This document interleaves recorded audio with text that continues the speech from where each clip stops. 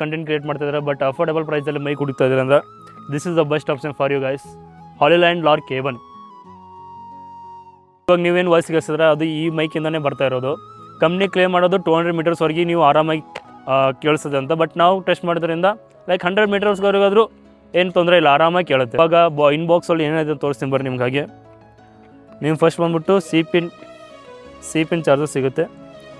Plus ಇದು voice ರಿಡಕ್ಷನ್ಗೆ wind blast ಕೊಟ್ಟಿದ್ದಾರೆ. ದೆನ್ ಇದು ಚಾರ್ಜಿಂಗ್ ಡಾಕ್ ವಿತ್ 2 ಮೈಕ್ಸ್ ಕೊಟ್ಟಿರ್ತಾರೆ. ಪ್ಲಸ್ ಇದಕ್ಕೆ ಮ್ಯಾಗ್ನೆಟ್ ಇರುತ್ತೆ. ಇದಿಷ್ಟು ಬಾಕ್ಸಲ್ಲಿರೋದು. Plus manual guide, user guide ಅಂತ ಕೊಟ್ಟಿರ್ತಾರೆ. ಬರೀ ಇವಾಗ ಮೈಕ್ ಎಷ್ಟು ದೂರದಿಂದ ಕೇಳಿಸುತ್ತೆ ಅಂತ ಟ್ರೈ ಮಾಡೋಣ. ಸೊ ನಾನು ಒಂದು ಸ್ವಲ್ಪ ದೂರ ಹೋಗ್ತೀನಿ, ಅಲ್ಲಿಂದ ಕೇಳಿಸುತ್ತೆ ಅಂತ ಟ್ರೈ ಮಾಡ್ತೀನಿ. ಓಕೆ, ಕಂಪ್ನಿ ಕ್ಲೇಮ್ ಮಾಡಿದ್ದು 200 ಮೀಟರ್ಸ್.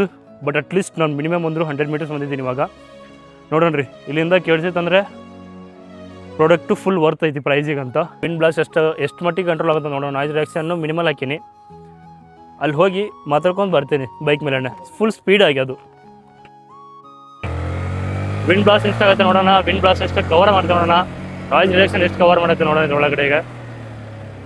ಆದಷ್ಟು ಬೇಗ ಬಂದಿದೆ ಇದ್ರೊಳಗಡೆ.